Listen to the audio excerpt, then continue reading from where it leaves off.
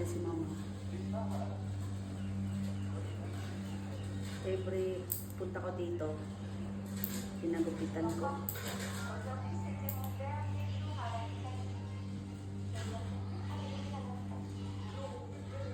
Ano siya? 87 years old. Siya lang mag-isa sa bahay. Pinapasama ko sa bahay pero ayaw. Gusto niya mag-isa.